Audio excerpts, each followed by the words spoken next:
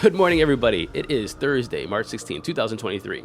Do we have a Fed CBDC Trojan horse? Binance.us gets the okay to acquire Voyager's assets, and Sam Bankman Fried was paid $2.2 billion from FTX. That's today in Web3.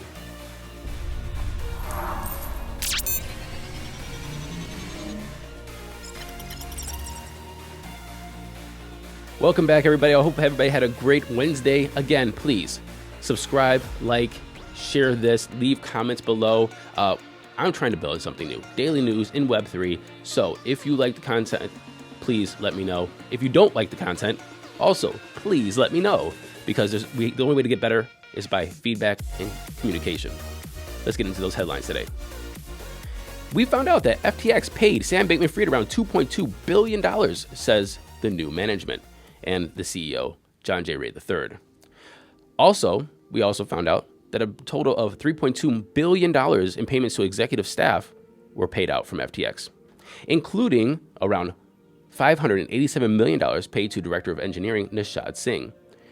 Nishad, if you remember, in February, pled guilty to charges including fraud and conspiracy for his role in FTX's collapse. Also, the new management is trying to retain staff from FTX. See, what happened was, FTX went bust. The huge fraud in the crypto space. If you are an employee at FTX, you don't want to stick around and continue to work for the biggest fraud ever perpetuated in crypto. But they need you. They need the engineers. They need the people who know the nuts and bolts and the inner workings of the exchange. And so how do you make them stay? Well, that's what John J. Ray, the CEO of FTX, is trying to figure out. He's going to offer something between 17% and 94% bonuses to the staff, to these engineers, to stay on at FTX.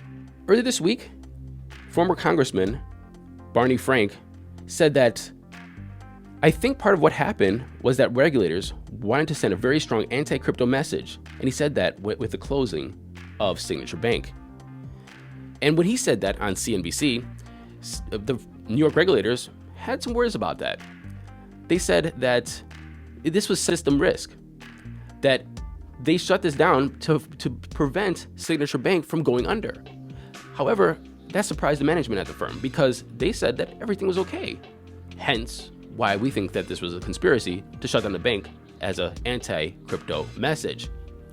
Well, it looks as though they are saying the quiet part out loud now because the FDIC Insurance Corporation has told banks that are interested in acquiring Signature Bank to submit bids by Friday, and that any of these bids or anybody who acquires the bank must agree to give up all crypto business.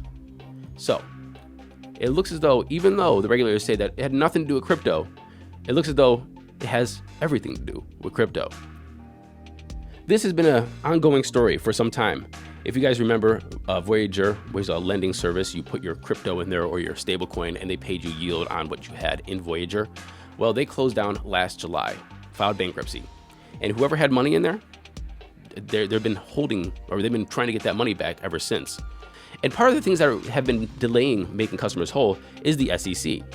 The SEC argues that if Binance.us acquires the $1 billion of Voyager assets, is that it's going to violate rules of unregistered securities. Basically, Binance.us then will be transferring unregistered securities to these clients, and it will be now an unregistered security exchange.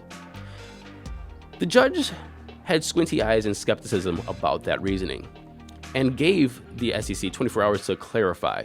Basically, hey, I'm going to give you the benefit of the doubt.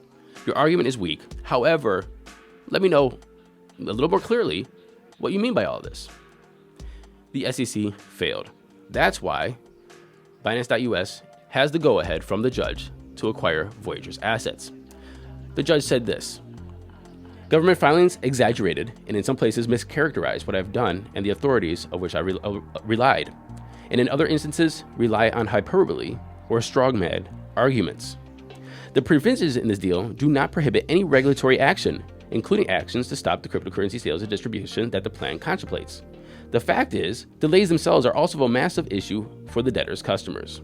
Remember, clients have been trying to get their money out of Voyager for almost a year. If this goes through, they can finally have relief. Now in some Federal Reserve news. This headline got my attention. Actually, it's easy to miss, and that's why it's very important. The Fed's new instant payment system is going to launch in July, and I know you're probably wondering, what instant payment system? Well, the U.S. Central Bank will launch its FedNow instant payment service in July, with certification and testing for early adopters starting the first week of April. FedNow is what it's called, will create a leading-edge payment system that is resilient, adaptive, and accessible. With the launch drawing near, we urge financial institutions and their industry partners to move forward full steam ahead with preparations to join the FedNow service. So advocates of this program say that this FedNow service will get money out to people much more quickly. For instance, they said that government payments like those issued in the early days of the COVID pandemic would have been credited to accounts immediately rather than days. And the interesting part about this is that one of their partners is blockchain operator Trojan, which they say this system that they're rolling out is often seen as a non-blockchain alternative to central bank digital currency and stablecoins. Now, here's the thing. Why would you team up with a blockchain service provider if you're not going to make a blockchain service or a CBDC? This seems like it's a Trojan horse. They're opening up the floodgates, or maybe even making something that they're not being totally transparent about, to enact a CBDC in the United States. Now, of course, they said a bunch about the benefits of a CBDC, but what about the negatives? Programmable money that you can see in real time and how people buy, spend, transfer it. What about the privacy issues? Those are things we've spoke about on this show many, many times, and people continue to speak about, because this is something that we think could be the foot in the door of some of the biggest, most egregious privacy violations in American history. And in more Fed news, and I think that the Fed is trying to pull the wool over our eyes a little bit. That's how you say it, right, Corey? Wool over your eyes? All right. Thank Corey's our videographer, by the way. Anyway, it looks like Jerome Powell is trying to pull the wool over our eyes because he wants to get a thorough, transparent, and swift review of Silicon Valley Bank and why they collapsed. But the thing is here, it's like he, according to Senator Warren, he was, and the Fed is, are the people that had the deregulatory actions that led to the bank's collapse. And so Senator Warren says the Fed chair has to recuse himself from reviewing the regulatory failures. Basically, she's saying that the Fed is part of the problem. You can't regulate yourself if you're deregulating the banks. You can't investigate yourself if you're deregulating the banks. This seems pretty common sense. You can't investigate yourself. If you're deregulating, you can't try to enforce regulations. It seems like what's happening over here in Ohio with Norfolk Southern over in East Palestine. The train derailed, spilling toxic chemicals into the environment. Norfolk Southern is the responsible party to test the water to see if it's safe. Of course it's going to be safe. It is safe, according to them. Why? Because they're doing the testing to regulate themselves. You always have to have a third party. Don't trust, verify. Make sure that everything is transparent and make sure that we are getting real answers.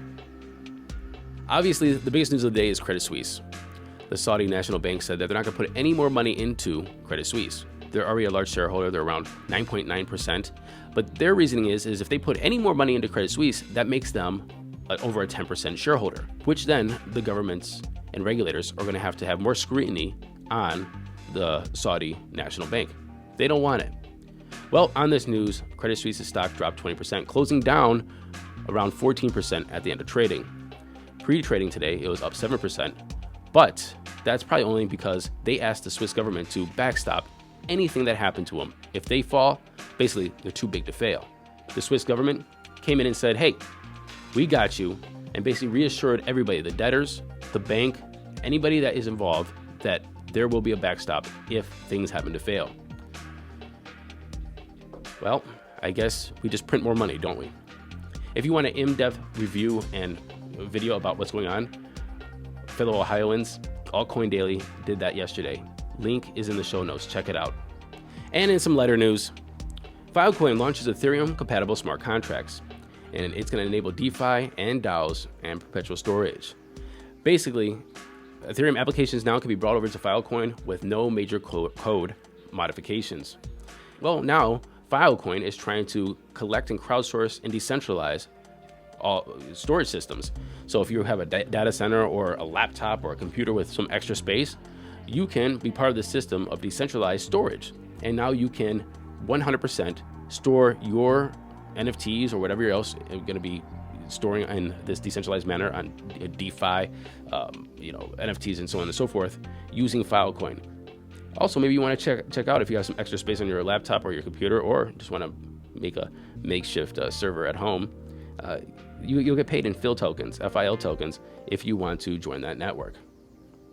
And finally, Salesforce. They're rolling out a platform for big brands to create NFT loyalty programs. Businesses can mint and sell NFTs, monitor blockchain activity, and real-time customer data on Salesforce Web3. The roll comes out after a pilot program was successful with 257,000 transactions, and they had clients such as Crown Royal, clothing brand Scotch & Soda, and Mattel. Now, let's get into those crypto prices. Here comes the money. Here we go. Money talk. The time is 9:40 a.m. Eastern Standard Time. Bitcoin's in at $24,752, down 0.4% in 24. Ethereum's at $1,653, down 1.5%. Tether's number 3. Binance is at 310, up around 0.2%. And USDC is number 5. Rounding off the top 10, we have XRP, Cardano, Matic, Doge, and BUSD. The total market cap is 1.085 trillion. We have a BTC dominance of 44.5 and an ETH dominance of 18.8. Thank you for listening to our show today. We'll be back tomorrow. Until then, happy hodling, everyone.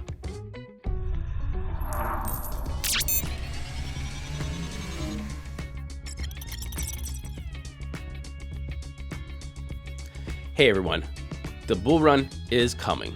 It's coming quick.